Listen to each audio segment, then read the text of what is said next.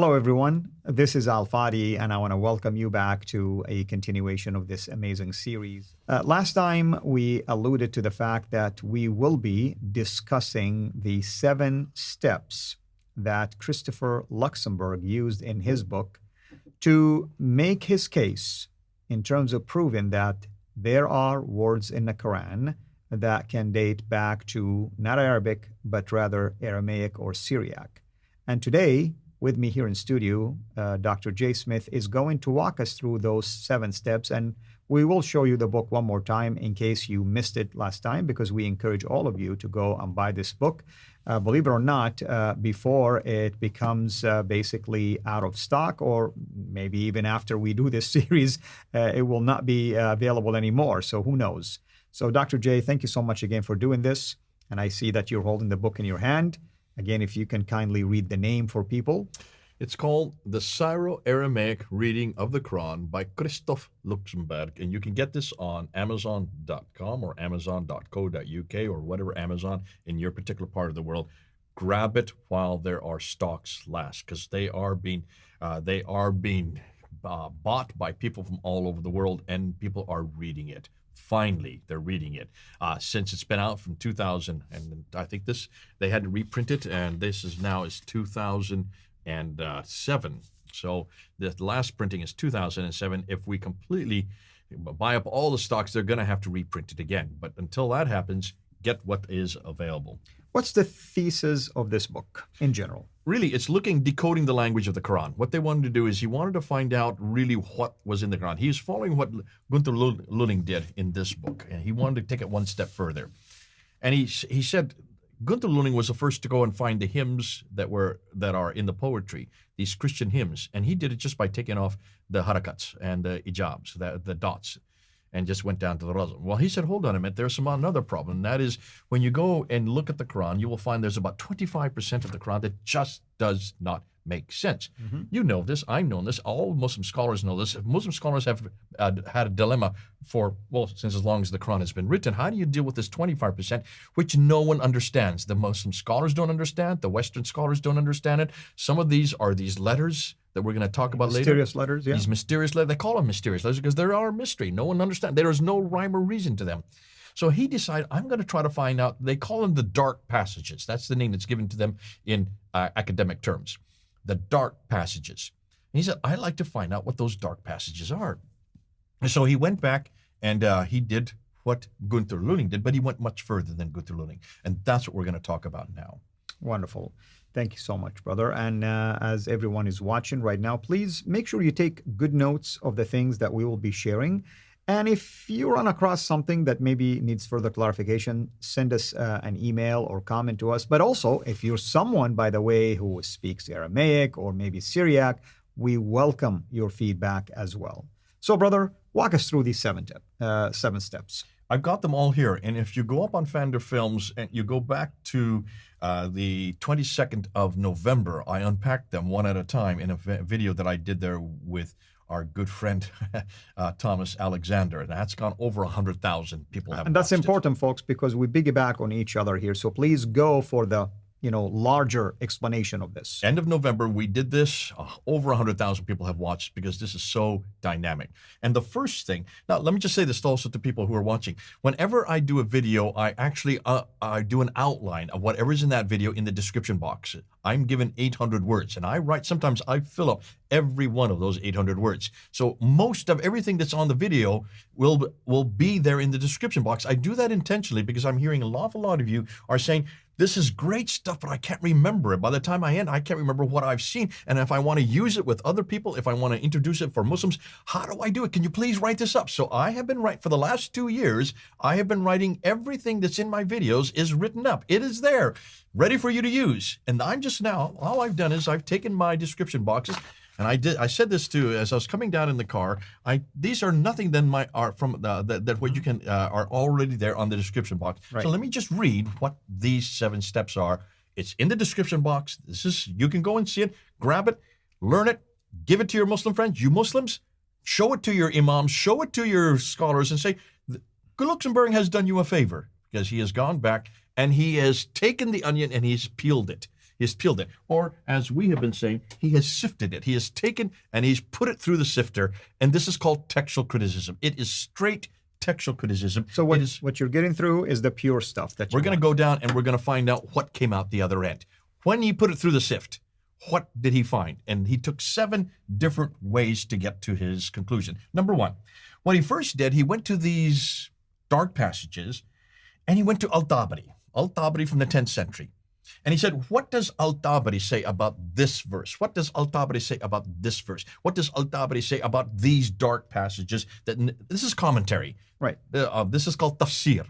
He exactly. applied the Quranic, the Islamic tafsir, which is what this is a no-brainer. You always start with that because you wanted to find out what the original Arabic meaning was for each one of these words or these phrases. Right. Didn't help him very much.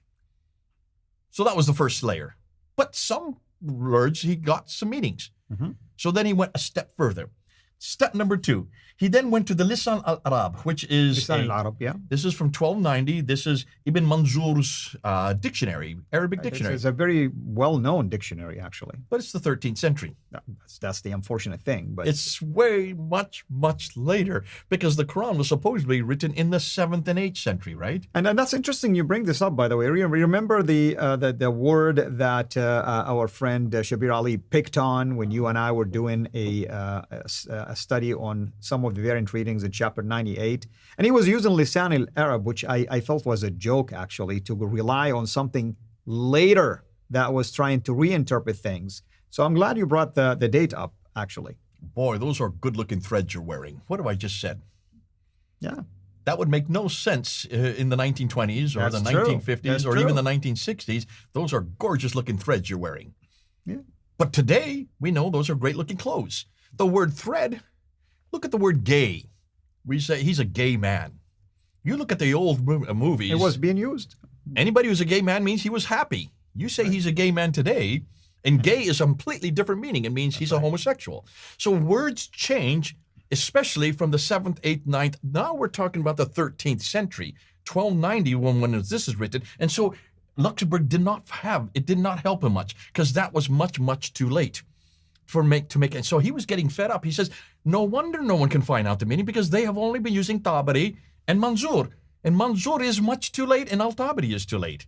You've got to go to something else. So what he did next, this is number 3. He then looked for what they call, I'm going to get this right, homonymous roots in the Aramaic. So he said, hold on, let's go to the Aramaic. So he started going what this book is all about. Mm-hmm. Let's go to another language.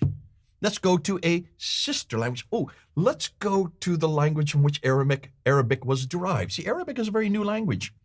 Mm-hmm. Muslims tell me all the time that Arabic has been around since God eternal. It is the God's holy language. It's what God has always spoken. No, there was no Arabic when Jesus was living. Do you know of any Arabic that you can point to?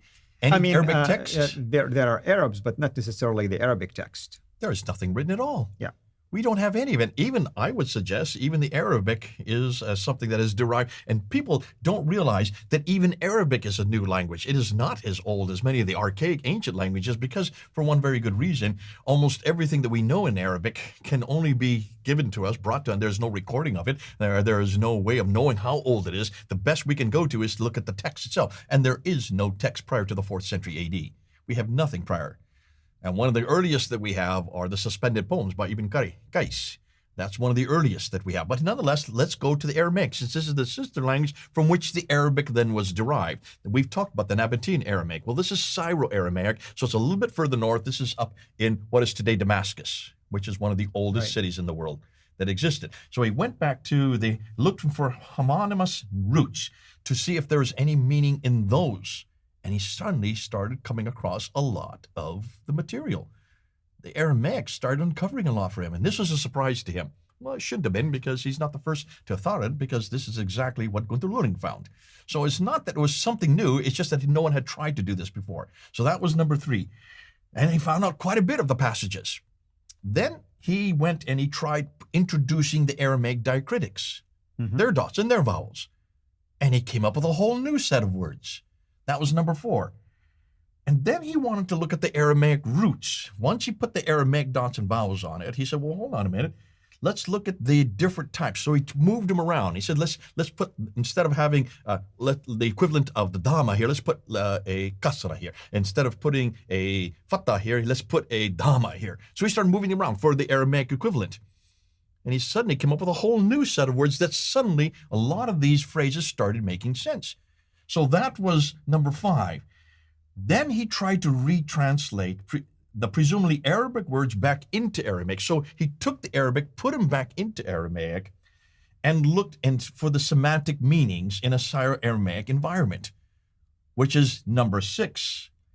And almost all of it started to make sense. But there were still a few that were holdouts that he still couldn't find. So what did he do?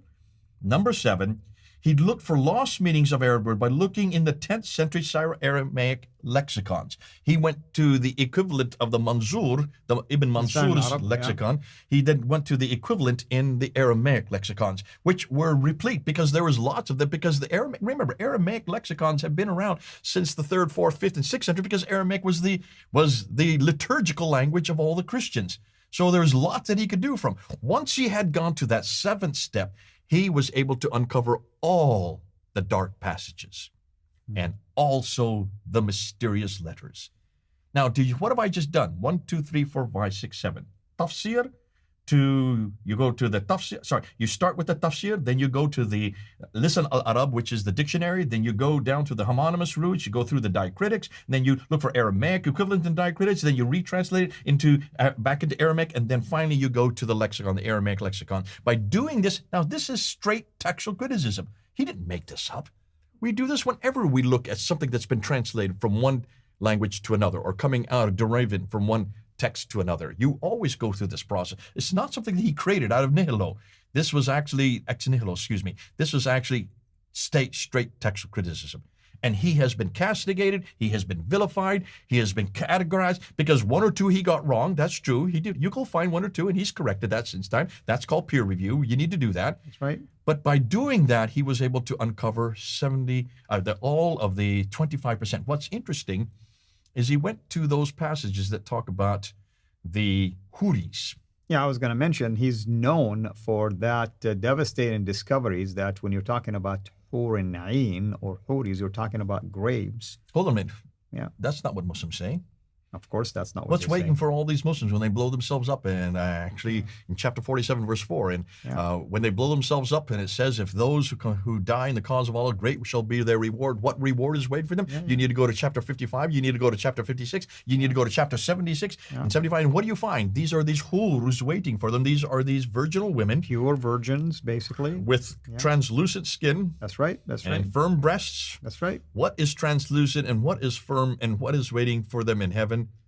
Hurs are in Aramaic actually grapes, which is the nectar of heaven, which is the fruit of heaven. Right. You look at Ephraim in the 4th century, and you can see, Mel sent me some pictures. He said, Jay, have you looked at these pictures of Ephraim's poem? You can see there's a picture of Abraham, Isaac, and Jacob in heaven. And what are they holding? They're holding a bunch of grapes. Translucent skin and firm, because that's the ripe grapes. That's what you're looking for, the firm, translucent skin. It has nothing to do with women. Yeah. It has everything to do with grapes. So what has the Arabic done to that which was nice and beautiful? It has bastardized the very idea of what's waiting for heaven for men.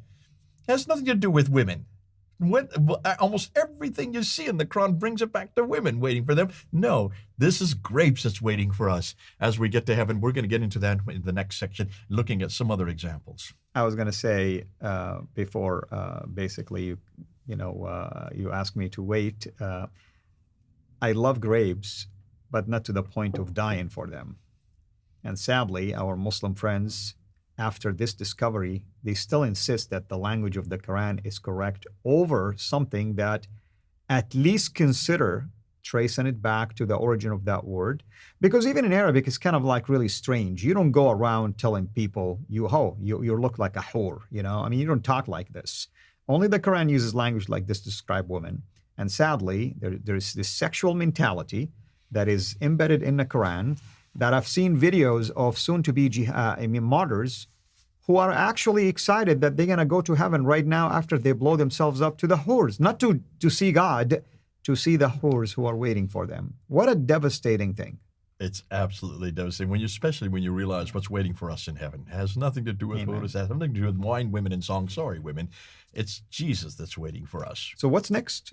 You said we're going to talk about? I'm going to give you 2 examples. I'm going to give you 2 examples from 2 different surahs where this sexualization, I call it bastardization of what was something that was pure, had been sexualized. And this is what the Arabic Quran has done to what was usually, usually at the beginning, beautiful. Amen. Thank you so much. And everyone, hopefully you are really tracking with us, taking notes of everything, and sharing with our Muslim friends. Most even importantly, encouraging them not only to watch this series, but even encouraging them to buy these books that we've been at least sharing with you here and giving you their titles and showing them to you, because it's really important for you and for them to have these books in your library to go and explore the information that we are unpacking through. And this is why I like what we're doing here, me and Dr. J, is like you can get the book possibly, but I wonder if you can even have the time to go through it, or maybe even if you went through it, maybe there are still parts in there that don't make sense to you. This is why we're unpacking things for you to help you at least capture the big picture when it comes to those kind of information. Until we meet again next time, have a blessed day.